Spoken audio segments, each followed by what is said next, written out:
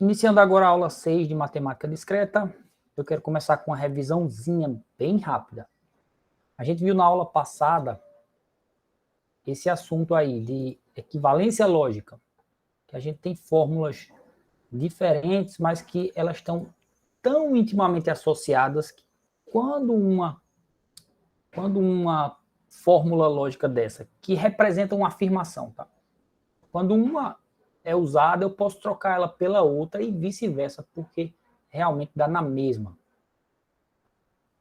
Aí, algumas leis de equivalência a gente viu na aula passada, só para vocês relembrarem. A dupla negação talvez é a mais simples de todas.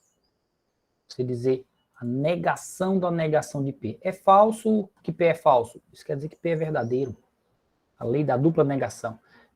Então, quer mais detalhes, veja a aula anterior, né? Mas só uma revisão rápida. A gente viu também regras de inferência. Regras de inferência têm alguma semelhança com equivalência, mas ela é mais fraca, no seguinte sentido. Ela é representada assim, na vertical. E ela dá a ideia de que se você souber o que está aqui antes do traço, se você saber essa proposição como verdadeira e essa proposição como verdadeira, então você, a partir dessas duas, pode concluir uma terceira afirmação, uma terceira proposição, que é essa, que vai ser verdadeira também. Sempre que você tiver duas proposições com estes formatos lógicos, uma que é a implicação e outra que é o lado esquerdo da implicação, você pode concluir essa outra, que vai ser verdadeira também. Se as duas forem, a de baixo é verdadeira. Isso é a regra de inferência lógica. Isso eu até falei que serve como um passo de raciocínio lógico. Por exemplo, uma investigação, você sabe que A ou B cometeu o crime, mas a pessoa A não foi, não cometeu. Então, conclusão, foi a pessoa B que cometeu o crime. Você obteve essa conclusão por um passo de inferência lógica, certo? É um tipo de raciocínio chamado de dedutivo, assim, filosoficamente falando, digamos. Mas na lógica proposicional, isso é um passo de inferência lógica. Ou um passo de argumentação lógica usando uma regra de inferência. Nessa aula eu quero estender de um passo para vários passos, de um raciocínio curto assim, para um longo processo de desenvolvimento de um raciocínio, de uma argumentação lógica.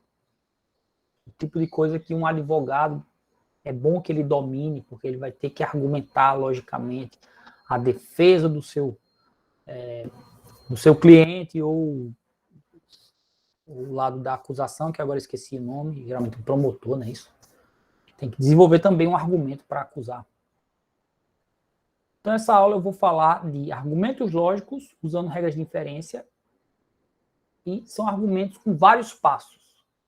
Aquele exemplo do slide anterior é de um passo. Também usa equivalência, certo? Porque equivalência é mais forte, dá para fazer mais coisa, você sempre pode usar. Depois eu vou falar, isso tem conexão, tá? Com uma visão axiomática da matemática, que é uma visão que faz a matemática ser tratada muito como por meio da lógica, uma visão bem logicista da matemática. E vou seguir, em grande parte, essa visão nessa disciplina. E vou apresentar axiomas dos inteiros. O que é isso, axioma? A gente vai ver, tenha calma. Vamos começar. Argumentos lógicos. O argumento lógico ele vai partir de um conjunto de premissas. Como na regra de inferência tem algumas premissas, você tira uma conclusão, ali é um passo de argumento, certo? Eu agora vou ter um argumento maior que parte de múltiplas premissas e eu vou tirar várias conclusões progressivamente a partir daquelas premissas iniciais. Então, eu parto de um conjunto de premissas que são coisas que eu assumo como verdades, elas deveriam ser verdadeiras, digamos assim. Para todos os efeitos, eu trato como verdadeiras. E vou aplicando regra de inferência, uma regra por vez. E aí eu deduzo novas afirmações. A regra de inferência me dá uma conclusão, né? Essa conclusão eu junto com as premissas e faço novos passos. Quando eu digo que eu junto com as premissas, quer dizer que essa conclusão que eu obtive, eu posso usar agora para tirar uma nova conclusão, aplicar uma nova regra de inferência. Aí vai ser, eu vou estar usando aquilo que foi conclusão antes como premissa para o próximo passo. Vamos para o exemplo. O exemplo sempre ajuda a entender melhor. Então, eu tenho esse conjunto aqui de 4 premissas. Eu numerei com numerais romanos, mas não é uma regra. Só para a gente identificar 4 premissas. Vamos supor que eu soube dessas informações por meio de investigação. Por exemplo, eu tenho provas de que se A estava num certo lugar, então B não estava. Alguma coisa assim, certo? Se A estava, então B não estava. Eu soube também que A estava naquele lugar.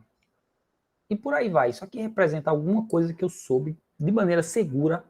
Tenho isso como verdade e agora eu vou deduzir.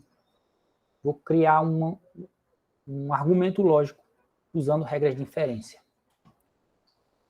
Olha só essas duas logo de cara. Eu vou inventar, estou inventando na hora essa interpretação, digamos assim, certo? Mas vamos usar o exemplo. Se A estava no lugar do crime, então B não estava. Isso aqui é uma coisa que eu sei que é verdade. Se A estava, B não estava. Por algum motivo lá. Alguma coisa que eu investiguei e descobri que era impossível. A está e B está junto também. Então, se A estava, B não estava.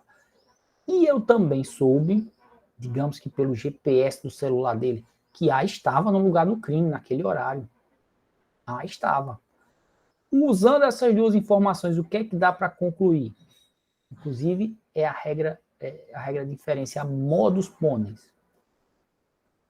E aí, podem falar, se alguém souber. Esse pessoal é muito tímido. Digam. Que B não estava? Que B não estava.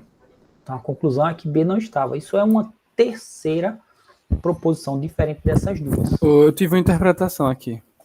É o não B sozinho. Sim, diga. A e não B. Quer dizer que A estava e B não estava. Usando o I. Isso aí dá para concluir num passo seguinte, assim, usando as regras do jeito que são dadas, sabe? Tipo assim, o que você falou é verdade. Só não é uma conclusão tão imediata. Entendeu? E como eu estou querendo fundamentar em regras de inferência, isso que você falou dá para obter com duas regras de inferência.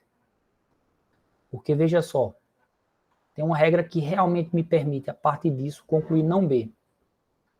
Aí eu vou saber a informação A, eu já sabia antes, e sei uma nova informação não B. Então eu posso afirmar as duas juntas, A e não B. É um outro passo de inferência. Certo? Deixa eu desenvolver esse exemplo, para pelo menos esse passo aqui ficar claro. Tá aqui. Aquelas mesmas proposições, proposição quer dizer afirmações, servem de premissas para o meu argumento. Aí eu coloquei aqui num tipo de tabela, numeradas, essas 4, a origem delas são premissas. E eu vou desenvolver esse argumento concluindo novas proposições progressivamente e explicando como é que eu concluí, qual foi a origem disso. Então, usando essas duas, eu já adiantei que dá para concluir, usando essa regra aqui, nem lembrava que estava com essa animaçãozinha aqui no slide. Essa regra diz que se P implica Q e P é verdade, vamos supor, isso aqui tudo é verdade e isso também é verdade, então eu posso concluir que essa proposição só tem uma diferençazinha, é que aqui não tem uma fórmula com uma variável apenas, ela está a variável negada. Mas tudo bem, você faz uma substituição, substitui. Você vai tentar aplicar isso imaginando se tem como substituir cada parte daqui por uma daqui. E tem, eu troco o A por P, o não B por Q, aí encaixa direitinho na regra. O A eu já disse que troca por P, então vai ficar igualzinho à regra. Trocando A por P, não B pelo Q. Trocando A por P também, né? Tem que seguir uniformemente. Então, a minha conclusão, olhando para a regra, seria Q, certo? Mas Q eu estou substituindo por não B. Então, eu faço esse encaixe da regra com o que eu tenho aqui, certo? De maneira que onde tem A, onde tem P na regra, eu tenho A. Onde tem Q na regra, eu tenho não B. Você vê que exatamente o que é o P da regra, é o meu A, está aqui também.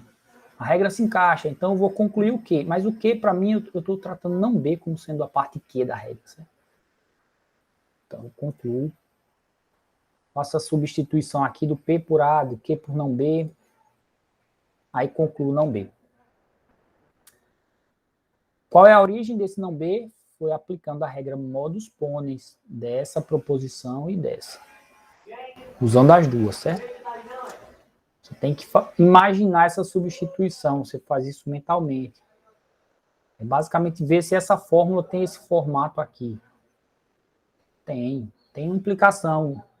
A fórmula, em essência, é uma implicação, beleza. Mas o lado esquerdo eu chamo de P, o lado direito de Q.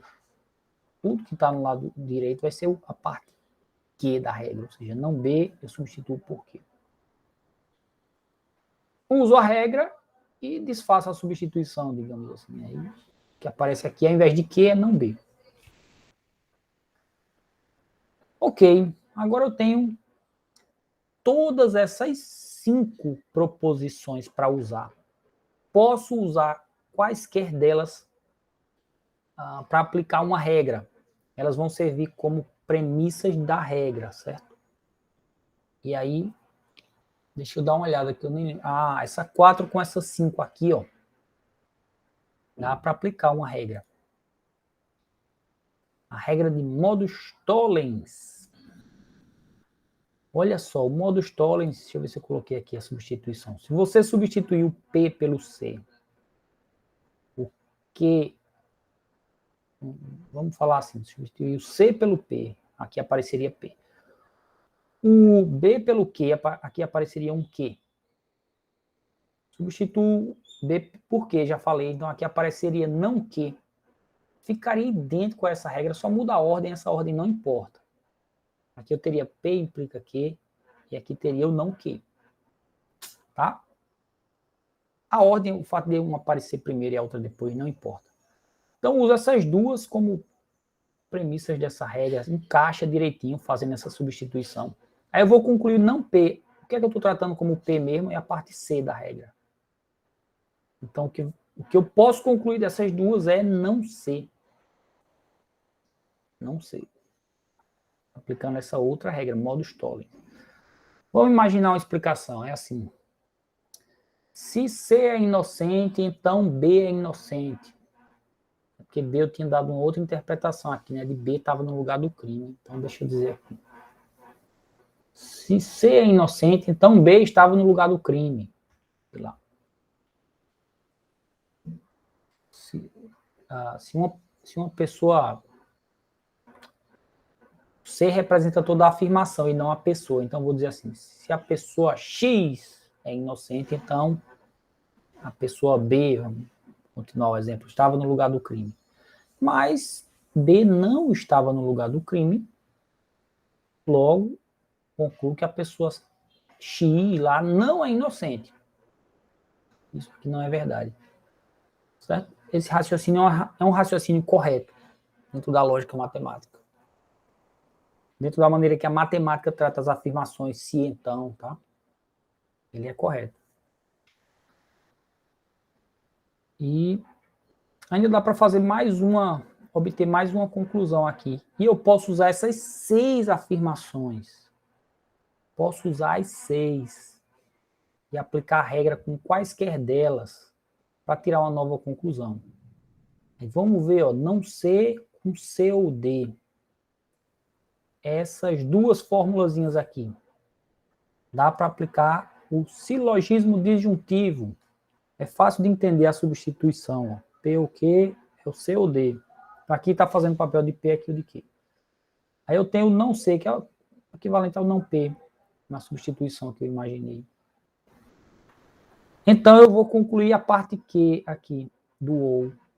Nesse OU, a parte Q, corresponder à formulazinha D. Então, concluo, fazendo essa substituição, concluo D. Eu concluo que essa proposição sozinha ela é verdadeira. Certo? E isso aqui é um argumento lógico representado com fórmulas, né? Mas se você der alguma interpretaçãozinha a cada letra, cada variável proposicional dessa, aí vira um argumento lógico em português até, né? Se A estava no lugar do crime, então B não estava. A estava no lugar do crime. Agora eu sei que C é inocente ou D é inocente. Um dos dois é inocente. Mas se C é inocente, B estava no lugar do crime. E aí você transforma isso num argumento em português, tá? É só imaginar assim, algum significado para cada variável proposicional. A gente pode usar equivalência lógica também, numa regra de diferença. Pode, porque equivalência é equivalência. Se uma fórmula é equivalente à outra, pode trocar uma pela outra, sempre. Aí a gente vai usar um passo a passo desse de inferência lógica, criando uma nova fórmula, certo? Se essa é verdade, então a outra também é. Porque são equivalentes. Aí a gente não troca uma pela outra, não, a gente acrescenta. Você pode usar tanto a primeira quanto a segunda. E equivalência vale nos dois sentidos. Se você souber a fórmula que está do lado de cá, você pode trocar pela de cá. Trocar não, acrescentar essa de cá. Porque é equivalente é equivalente, tanto faz um ou outro. Então isso quer dizer que, como regra de inferência, eu posso de P concluir Q. Ou posso do Q sozinho concluir o P. É por isso que regra de equivalência eu digo que é mais forte. Uma regra de equivalência vale por duas regras de inferência. Ó. Certo? E a gente pode usar isso num raciocínio lógico. Esse exemplo 2, a gente já trabalhou assim, como representar com fórmulas lógicas. Não sei se vocês vão lembrar. Eu agora quero usar esse exemplo para tentar tirar conclusões, e a gente vai precisar de equivalências lógicas um bocado. Eu vou fazer um processo de inferência, mas usando leis de equivalência nesse processo. Certo? Vamos relembrar esse exemplo. Ele tinha 3 proposições. É falso dizer que Marcos e Henrique não vão à igreja. Outra, se Alice não vai à igreja, então Henrique também não vai. E se Marcos vai à igreja, então Henrique vai. Aí a gente quer descobrir se Alice vai ou não à igreja. Na verdade, aqui já está dizendo que é verdade, que Alice vai. Agora você tem que provar, tem que argumentar logicamente. Qual é a argumentação? Qual é a linha de raciocínio que prova que Alice é uma menina que vai sim à igreja? Vamos representar com fórmulas e fazer um processo de inferência lógica aqui. Uma argumentação lógica, vamos chamar assim. A gente já representou com fórmulas, tratando criando variáveis A, H e M, que representam Alice vai à igreja, Henrique vai à igreja, Marcos vai à igreja. Ok, são as proposições básicas. Mas aquelas 3 afirmações viram isso aqui, ó. Aquela P1 vira aqui. Não é verdade, é falso dizer que Marcos não vai à igreja e Henrique não vai à igreja. É exatamente a mesma ideia que está aqui. Se Alice não vai à igreja, então é implicação. Henrique também não vai. E a terceira, se Marcos não vai, então Henrique vai. Ou se Marcos vai, então Henrique vai. Se Marcos vai, então Henrique vai. Tá? Cada letrinha dessa representa não Marcos, representa Marcos vai à igreja. Isso aqui não representa Henrique, representa Henrique vai à igreja. É uma afirmação. Eu afirmo, Henrique vai. Vai ser verdade ou não, vamos descobrir. Então, essas 3 fórmulas aqui representam as premissas do meu problema e eu quero, a partir dessas premissas, tirar alguma conclusão sobre Alice. No processo, a gente vai descobrir também se Marcos vai ou não à igreja, se Henrique vai ou não. Certo? Estou tratando essas fórmulas como verdadeiras e tudo que eu for descobrindo vai ser verdadeiro. dentro dessa argumentação. Se essas três forem verdadeiras, o resto é verdadeiro. Então vamos lá, fazer uma tabelinha do mesmo jeito que antes. Tem as três premissas aí.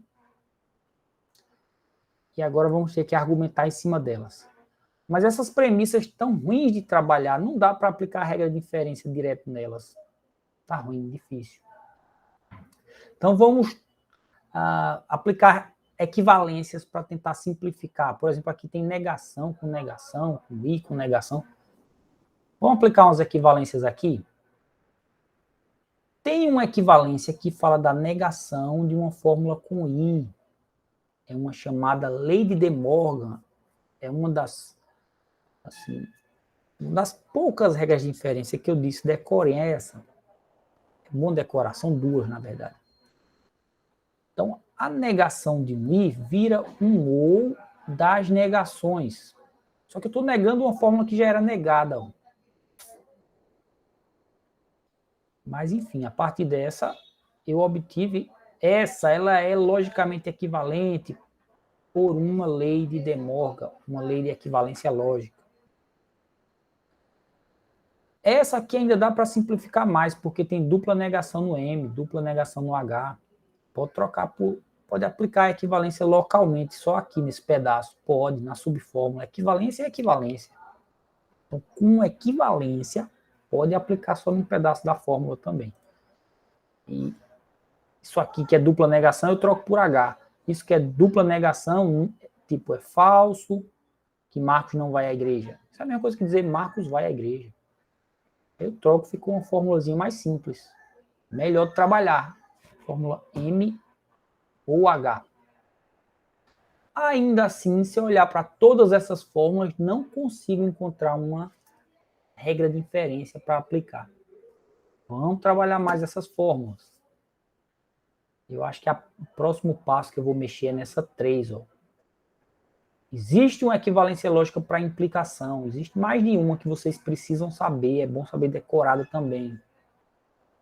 Essa aqui pode ser simplificada, essa também, certo? Então, deixa eu ver qual foi a escolha que eu fiz. Acho que foi nessa. Isso. Uma implicação M implica H é equivalente a não M ou H.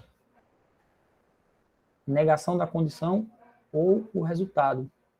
Se Marcos vai à igreja, então Henrique vai à igreja. Isso é a mesma coisa que dizer Marcos não vai ou Henrique vai. Uma das coisas tem que ser verdade ou as duas.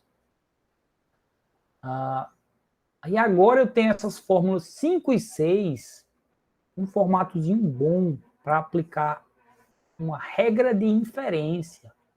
Até aqui aplicamos equivalências que valem como duas regras de inferência.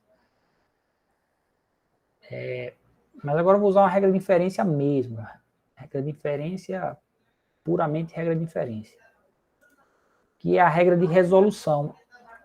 É importante eu mostrar a vocês aqui essa regra, senão fica ruim.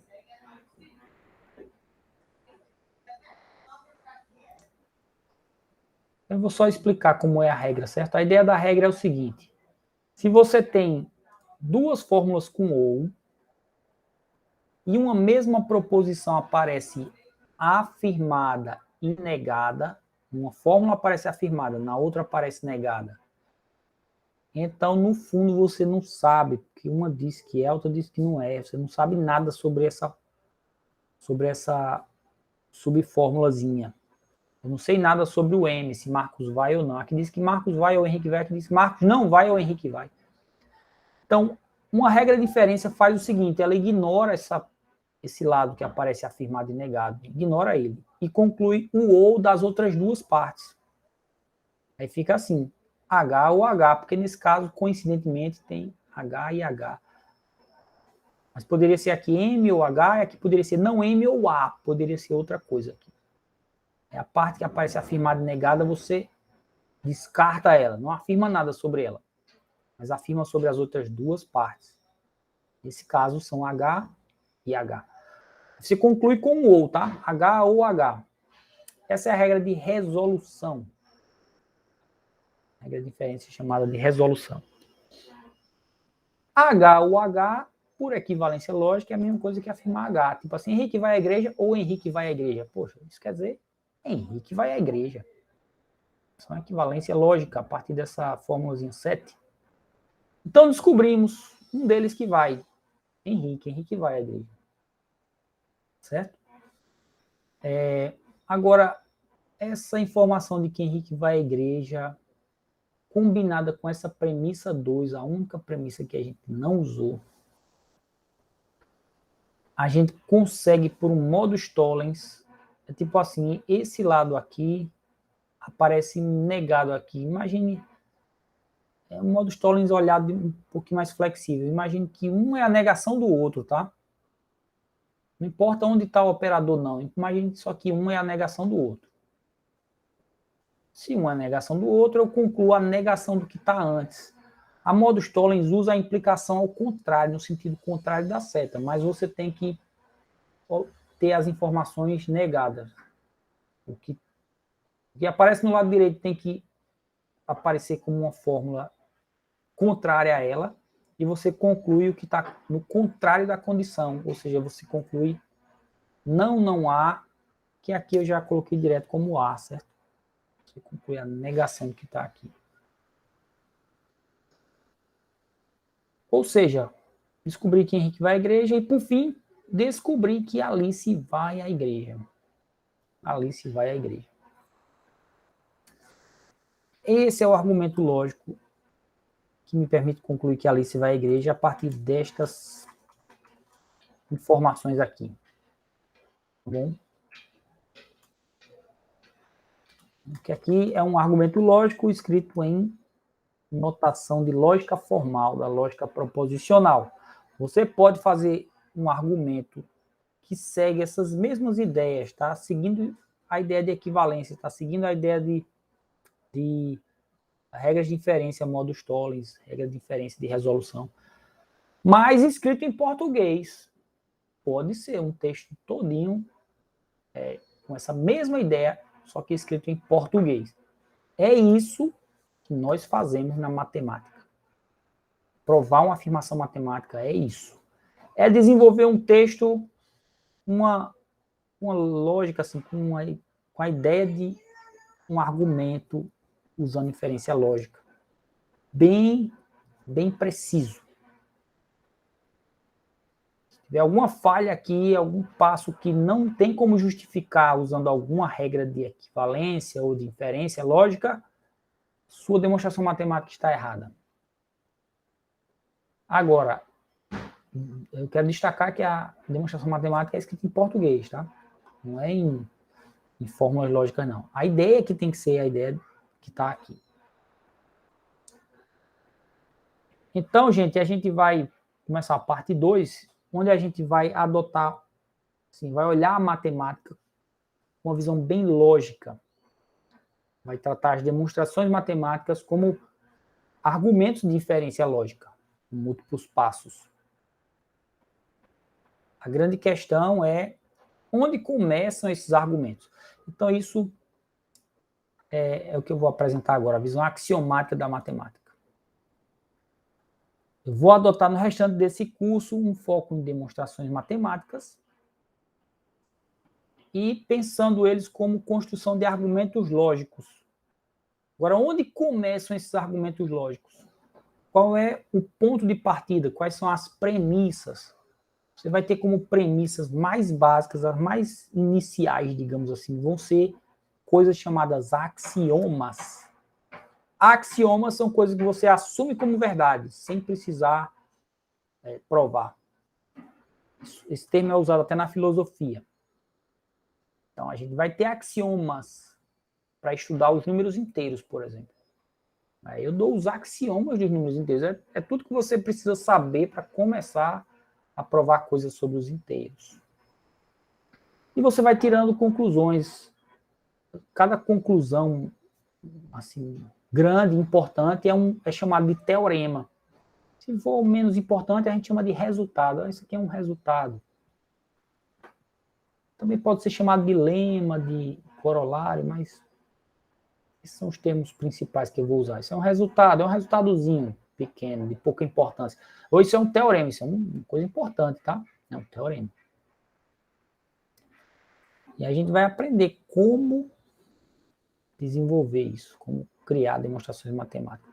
O termo axioma vem da filosofia. Um axioma é uma afirmação tão evidente ou bem estabelecida que é aceita sem controvérsia ou questionamento.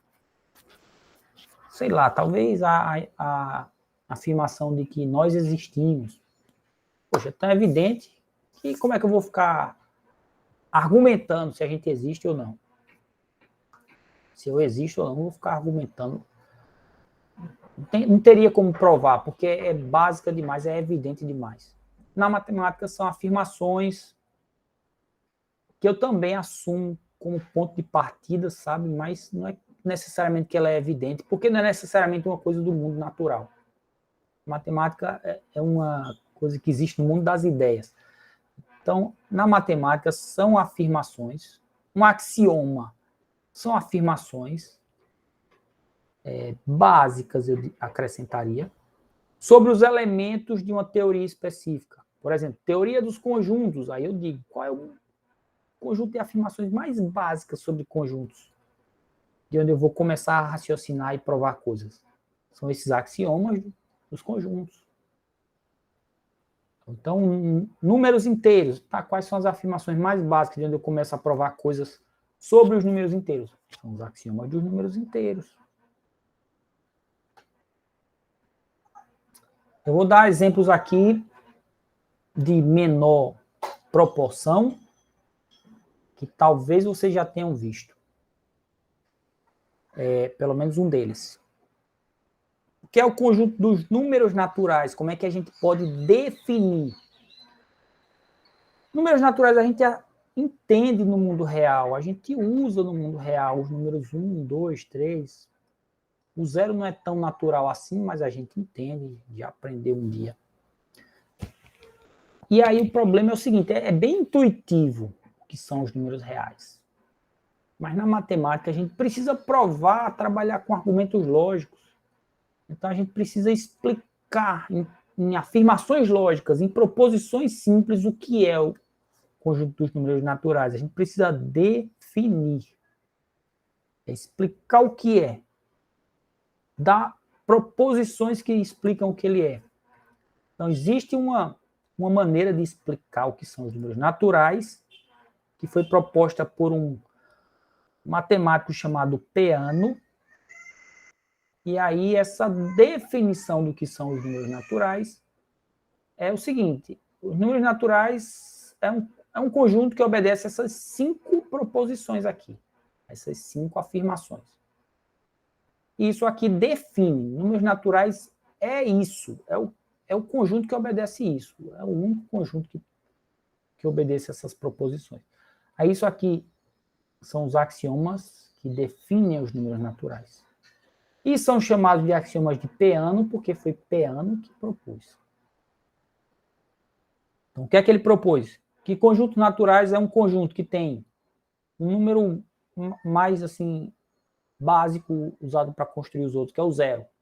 Ele parte do número zero. Existe um número chamado de zero.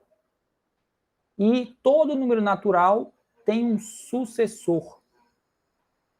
O zero tem um sucessor.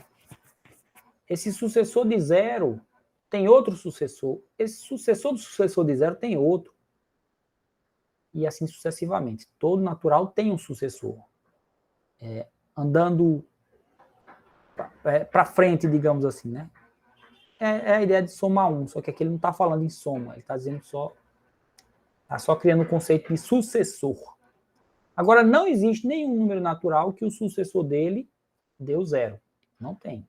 Teria que ter um número antes do zero que o sucessor dá zero. Não tem, nos naturais não tem. Isso é uma terceira característica dos números naturais, é um terceiro axioma. E se dois números são diferentes, então o sucessor deles são diferentes. Naturais distintos têm sucessores distintos. É um quarto axioma.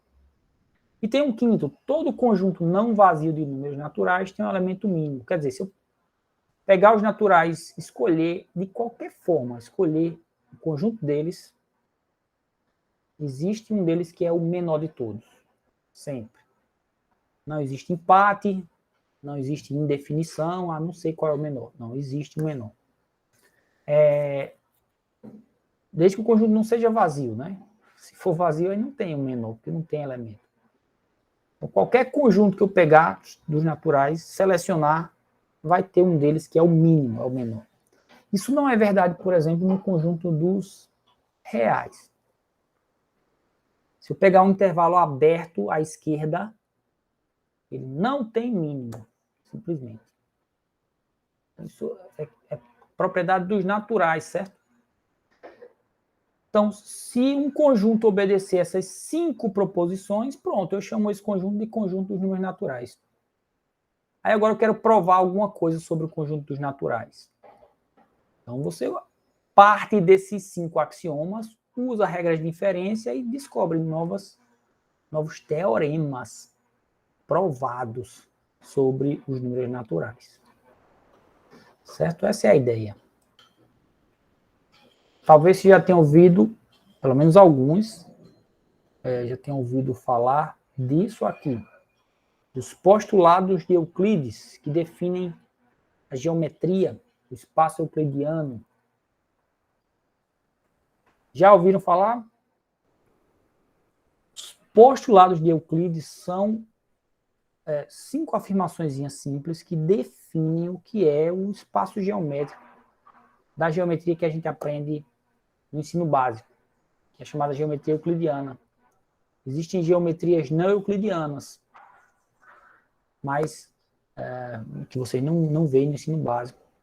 E que eu mesmo não cheguei a estudar. Em computação a gente não estuda, mas estuda na matemática. Então, o que é o espaço euclidiano? Onde existem as figuras geométricas que a gente estuda, onde existem os cubos, as pirâmides, um espaço tridimensional, certo? É um espaço que é assim, dados 2 pontos, existe um segmento de reta que une esses 2 pontos, sempre. Outro, um segmento de reta pode ser prolongado indefinidamente para construir uma reta. A reta é uma coisa infinita, né? A partir de um segmento você estende infinitamente para construir uma reta. Na geometria a gente estuda a reta como uma coisa infinita.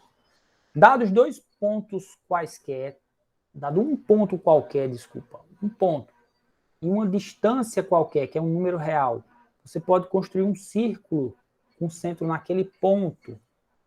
E o raio é aquela distância que você deu. Sempre pode fazer isso. Todos os ângulos retos são iguais. Só que na verdade está bem bidimensional, né? Está mais 2 dimensões. Essa explicação toda. Todos os ângulos retos são iguais, quer dizer que sempre que tem um ângulo de 90 graus é igual a outro de 90 graus. E por um ponto exterior a uma reta R, passa apenas uma reta S paralela a R. Se você tem uma reta, tem um ponto fora, certo? Você tem uma reta e outro ponto fora. Então, nesse outro ponto passa somente uma outra reta que seja paralela. Isso aqui foi proposto por um matemático grego chamado Euclides, ou proposto, na verdade, ele que escreveu e alguém que propôs antes dele. Então, Euclides escreveu isso aqui como ponto de partida para estudar geometria, certo? Então, isso aqui são as afirmações mais simples sobre o mundo geométrico que ele estudava. E, portanto, são axiomas para todo o raciocínio da geometria euclidiana, essa geometria básica que a gente vê na escola. Aqui me parece que está bem bidimensional. Você pode estender para o mundo tridimensional. Ajustando esses axiomas, né, você estende para o mundo tridimensional. Aí veja, se você mudar uma desses postulados, isso vira uma outra geometria, que é diferente. Ela funciona diferente do que a gente está acostumado a entender. E foi isso que alguns matemáticos fizeram. Não, troca aí esse postulado 5. Por um ponto exterior a uma reta passa só uma paralela. Não, e se passar infinitas? Ou então, e se não passar nenhuma reta paralela? Ó que loucura, mas por incrível que pareça, foi isso que alguns matemáticos propuseram. Trocar esse quinto axioma. Por quê? Só como um exercício de raciocínio matemático, inicialmente, sem aplicação prática imediata, mas depois isso passou a ter aplicação na física, inclusive nas coisas que Einstein propôs, e aí eu já não domino o suficiente para explicar melhor. Mas é isso. Você estuda um certo assunto na matemática partindo de proposições, e aquelas proposições têm que ser bem definidas, mas alguém já definiu para você, certo? E elas recebem o nome de axiomas. Você parte delas para provar coisas novas, usando argumentos lógicos, inferência lógica. Bom? Então, a gente tem as teorias na matemática, teorias axiomáticas, que dão axiomas e, a partir deles, provam teoremas. Teoria axiomática dos conjuntos, ele dá os axiomas dos conjuntos e apresenta teoremas. Os teoremas são provados usando raciocínio lógico, certo? Baseado nas regras de inferência. Você pode usar teoremas que você já provou também para, junto com os axiomas, provar novos teoremas. E é assim que a matemática vai avançando. É isso que é feito na pesquisa em matemática. É cada vez mais provar novos teoremas dentro de uma certa teoria, dentro da teoria dos conjuntos, dentro da teoria dos números, que estuda números inteiros, na verdade. De vez em quando eles querem mexer nos axiomas, certo? Tem um axioma dos conjuntos mesmo que é bem problemático. De vez em quando eles querem mexer. Não, vamos ver sem esse axioma, será que dá para provar? Troca esse axioma por outro, ainda dá para provar. Então é uma loucura, certo? A gente não vai chegar nesse nível de loucura, não. A gente vai ver uma coisa bem básica aqui nesse curso. E agora começa a terceira parte da aula, curtinha, para não extrapolar aquele tempo. Aquela duração de aula que eu propus. Nessa aula a gente vai começar vendo números inteiros. E vai aprender demonstrações aplicando principalmente nos números inteiros. De vez em quando eu aplico alguma coisa nos racionais ou nos reais. Mas principalmente vou provar coisas sobre os números inteiros. Então, eu fiz um material listando axiomas dos números inteiros, certo? Na verdade, definindo o que é o conjunto dos inteiros. Aí eu vou definir o que é, listando os axiomas. É um conjunto que tem a operação de mais, que é adição, e de ponto, que vai ser multiplicação. Mas ele não explica como calcula nada, e nem lista elementos, ele lista propriedades. Ele dá afirmações sobre os inteiros. O conjunto Z é um conjunto que obedece essas afirmações aqui. Tudo isso é verdade nesse conjunto. Ele tem a adição, tem a multiplicação, tem igualdade, não precisava dizer, porque igualdade é igualdade, ponto final. Tem uma relação de menor, de maneira que esses operadores, essas relações, obedecem essas propriedades. Aí eu vou dar uma lista de propriedades. Eu quero que vocês leiam e dê uma estudada nessas propriedades, porque elas são todas simples. Veja, são aquelas afirmações mais óbvias dos inteiros que não daria para provar. Então, elas aparecem como propriedades logo de cara. Eu vou abrir aqui para mostrar a vocês o documento, certo? Mas eu não vou expor ele em detalhes nas aulas, não. Vai ser só nessa aula mesmo que eu vou falar. Quero que vocês tenham uma lida por conta própria e depois a gente vai usar isso. São coisas básicas, simples, certo? Que vocês não vão ter nenhuma surpresa. Acho que um ou outro axioma é que vocês talvez alguém pare assim para pensar, é mesmo, isso faz sentido. Mas vamos ver. Olha só, é na nota de aula 7, capítulo 7 das minhas anotações de aula. Tem a definição axiomática do conjunto dos inteiros, ou seja, como eu já falei, o conjunto dos inteiros é isso, é um conjunto que obedece isso. Ele tem as operações, aquelas relações, ele obedece isso. Veja quais são as propriedades. Ele tem algumas propriedades de fechamento, que são assim, ó, esses dois axiomas aqui. Para todo par de inteiros A e B, a soma, eu aplicando a adição entre eles, o resultado disso dá inteiro também, sempre. Para todos os dois inteiros A e B, a multiplicação também vai dar um resultado inteiro, certo? E veja que ele fala só de soma e multiplicação, porque os inteiros eu defini só como tendo, né, o mais e o vezes, a adição e a multiplicação. Mas vai aparecer subtração também, certo? Só que vai aparecer como consequência de outros axiomas. Deixa eu pular ali esses comentários todos.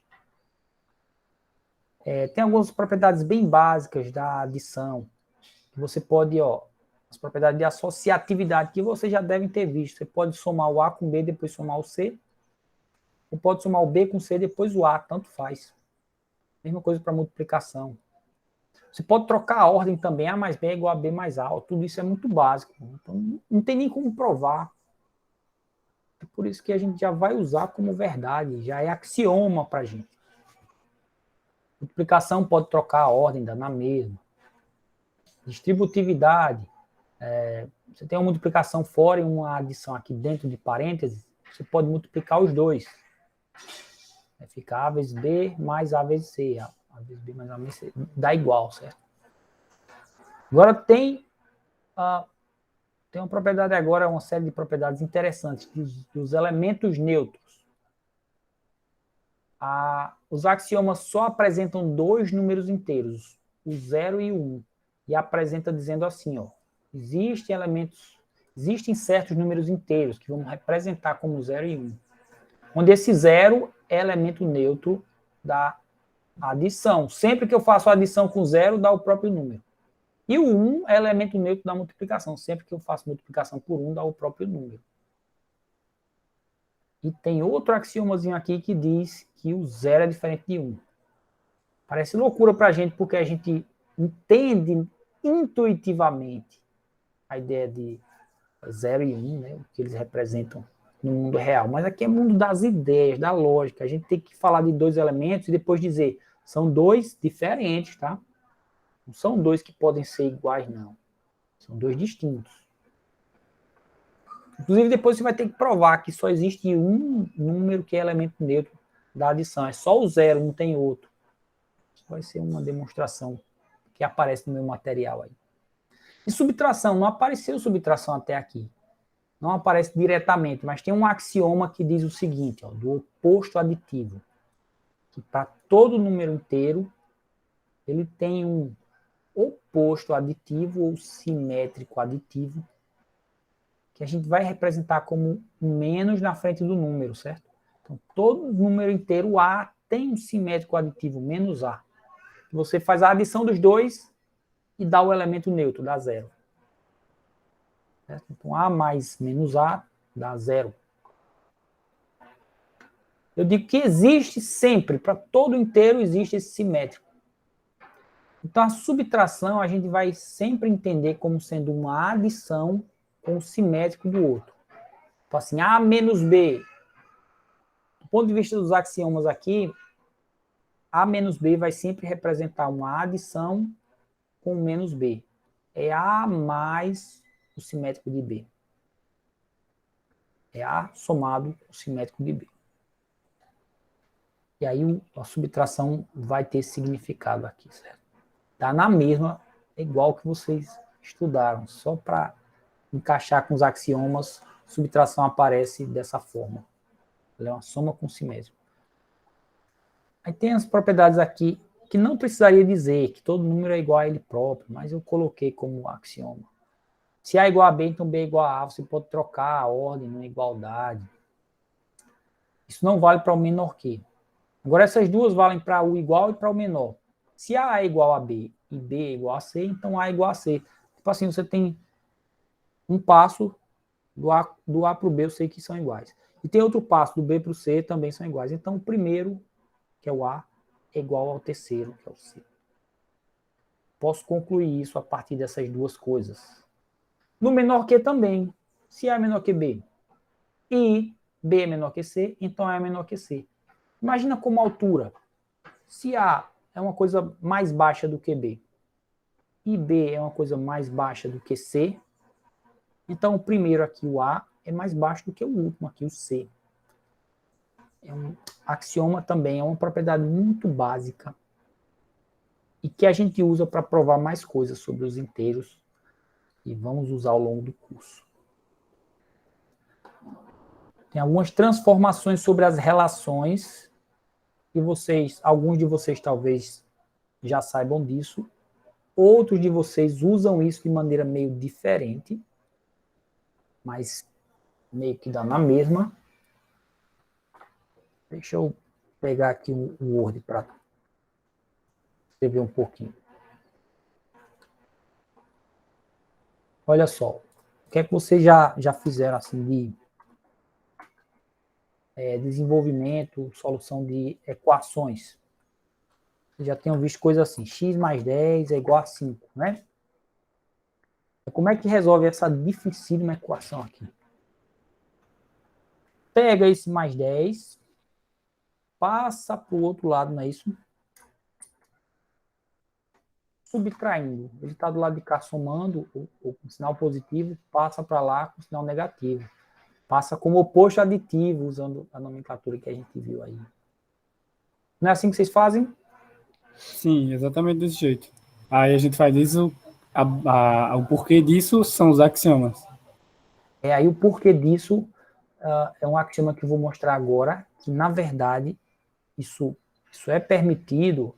Essa explicação é a explicação mais intuitivazinha, mais facilzinha, mas isso é permitido porque, na verdade, isso dá na mesma que fazer o seguinte. Eu somo menos 10 a ambos os lados da igualdade. Opa, coloquei 2 pontos e parênteses, apareceu uma carinha feliz aqui. Então, eu somo, tirei esse parênteses. Eu somo menos 10 a ambos os lados. Aí, veja só. Se eu somar menos 10 a ambos os lados, eu vou ficar com x mais 10 menos 10 igual a 5 menos 10. Veja que eu somei menos 10, né? Subtrair 10 dá na mesma. Quando eu somo menos 10 a ambos os lados, aquele 10 que está do lado esquerdo realmente some. Ele vira x mais 0. Aí sumiu. E mais 10, somar com menos 10 dá na mesma coisa, né? Que subtrair 10. Aí a gente chegou na mesma coisa. O axioma vai dizer que é permitido isso, ó, somar menos 10 a ambos os lados. Somar um inteiro qualquer a ambos os lados. É isso que o axioma vai descrever. E é isso que justifica a ideia que a gente segue, tá? Só que não é correto dizer assim, o 10 passou para o outro lado da igualdade. Não, a igualdade foi preservada se eu tirar o 10 daqui e tirar 10 daqui. Tira o 10 do lado esquerdo, então a gente some com esse negócio aqui. E tira 10 do lado direito. Coloca menos 10. Tudo que você fizer de um lado da equação tem que fazer no outro. Exato. E aí faz sentido, a igualdade é preservada. Eu tirei daqui, tirei dos dois. Então o axioma vai apresentar assim, ó. Se A é igual a B, se eu tenho uma certa igualdade, eu posso somar um valor C a ambos os lados e preserva a igualdade. Então A mais C é igual a B mais C. Somei o mesmo valor e preservou a igualdade. No menor que também, certo?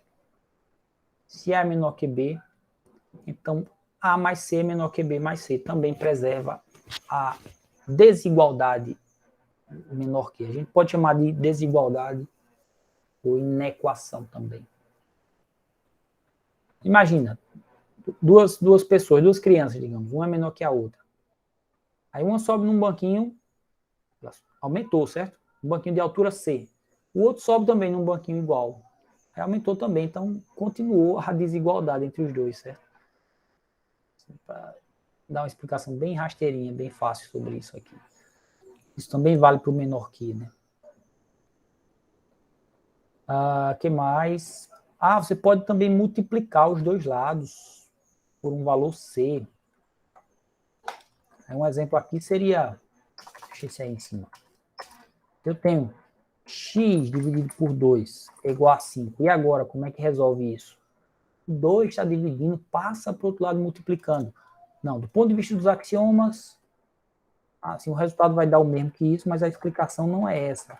A explicação é que eu multiplico ambos os lados da equação por 2. Certo? Quando eu multiplico por 2, eu fico com x sobre 2 vezes 2. Eu vou colocar um ponto.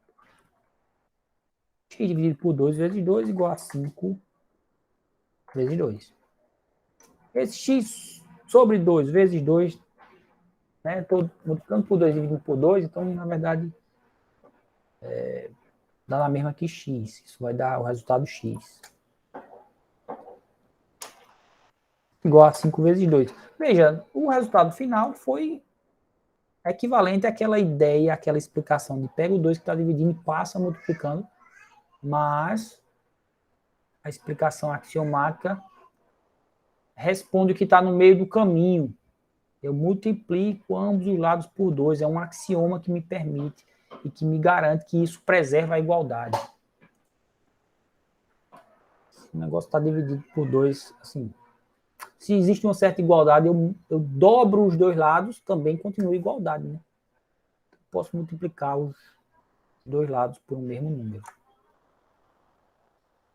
É esse axioma aqui, M3. Se A igual a B, então A vezes C igual a B vezes C. Eu multiplico os dois lados por um mesmo número. Agora, tem uma situação mais difícil aqui. Dentro dos reais, eu posso também dividir ambos os lados, desde que não seja por zero, mas a gente está definindo o conjunto dos inteiros. E eu não falei em operação de divisão. Dei um exemplo aqui com divisão, tá? Mas no material lá não dou exemplo com divisão. Porque esse exemplo seria o melhor para explicar, multiplicar os dois lados. Mas no material eu não defini o conjunto dos inteiros com divisão, nem aparece nada sobre divisão. Então, como é que você resolveria uma situação assim? 2 vezes x igual a 10.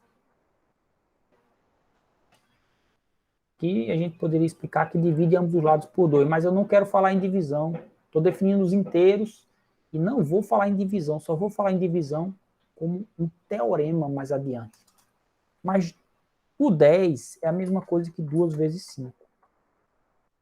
Eu vou apresentar um teorema do cancelamento, que diz que se está multiplicando ambos os lados por um mesmo valor, e ele não é, se ele não é zero, então eu posso cancelar. Eu cancelo o fator comum, multiplicador comum 2. Tem 2 de um lado, tem 2 do outro, está multiplicando, então corta. Aí realmente cancela, corta. Cancelando o fator comum 2, aí dá x igual a 5. É esse terceiro aqui, aliás, cadê? Cancelamento de fator comum. Se A vezes C é igual a B vezes C, então cancelo a parte C, ó, fica A igual a B.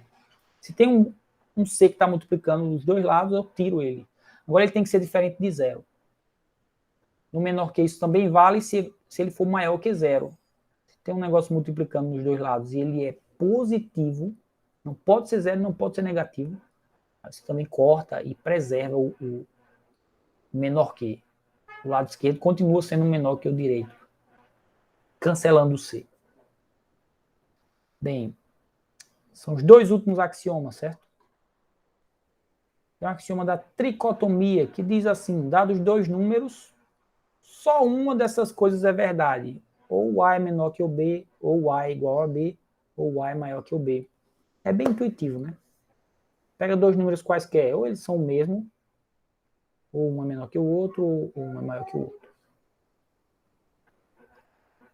E, por fim, o axioma mais complicado que tem aqui, ele não é complicado, na verdade, é parecido com aquele quinto axioma lá dos axiomas de Peano. É assim, se você for selecionar um conjunto, se você selecionar um conjunto S qualquer dos inteiros, você seleciona como quiser. mas tem que ser inteiros não negativos. Esquece os negativos. Tem as de zero, esquece. Você seleciona do zero em diante. Sempre você vai ter um elemento mínimo nesse conjunto. Claro, como eu disse antes, não pode ser um conjunto vazio. Se ele for não vazio e selecionar só nos não negativos, só no lado direito lá da reta, se representar numa reta. Pode ter zero também, mas é do zero em diante. Não negativo. Selecionam um conjunto. Pode ser finito, infinito. Aí ficou com esse conjunto S. Nele tem um que é o mínimo. Então, essa é a propriedade chamada da boa ordem. Princípio da boa ordem. E pronto, são esses os axiomas. O conjunto que obedece todas essas propriedades que eu mostrei é o conjunto dos inteiros, por definição. E aí a gente vai provar coisas a partir desses axiomas. Por conta da hora, eu não vou mostrar, mas seria rápido até. Tem uns exemplozinhos de como provar algumas coisas bem básicas. Por exemplo, que A vezes zero é igual a zero. Isso não aparece como axioma, não. Aparece que A mais zero é igual a A. E que A vezes 1 é igual a A. Mas A vezes zero é igual a zero. Não está nos axiomas, tem que provar. Aí dá uma olhadinha lá no material, tem uma demonstraçãozinha, não é muito complicada. Aliás, estou com o material aqui, então só para mostrar, assim, não vou explicar. É o exemplo 2 aqui, ó. Que A vezes zero é igual a zero. Tem a explicação aqui com base nos axiomas. E aí você chega no final que A vezes zero é igual a zero. Essa argumentação toda que está aqui é uma argumentação que segue passos de inferência lógica, principalmente com muito uso da regra modus ponens. E as premissas são os axiomas, que estão lá em cima no material aqui, nas primeiras páginas. Então, partindo dos axiomas, aqueles que eu mostrei, né? Partindo desses axiomas, usando regras de inferência, eu consigo argumentar esse argumento aqui, que está em português, mas a ideia é de regras de inferência sendo aplicadas aí. Consigo argumentar que A vezes zero é igual a zero. Aí provei, isso vira um resultado novo que agora eu posso usar progressivamente para provar mais e mais coisas, como queira. E também provar que zero é igual a 1. E zero não é igual a 1, tá? Mas dá uma lida lá no material. Tem uma falsa demonstração de que o zero é igual a 1. Por quê? Lá eu explico, porque tem um axioma sendo usado errado lá.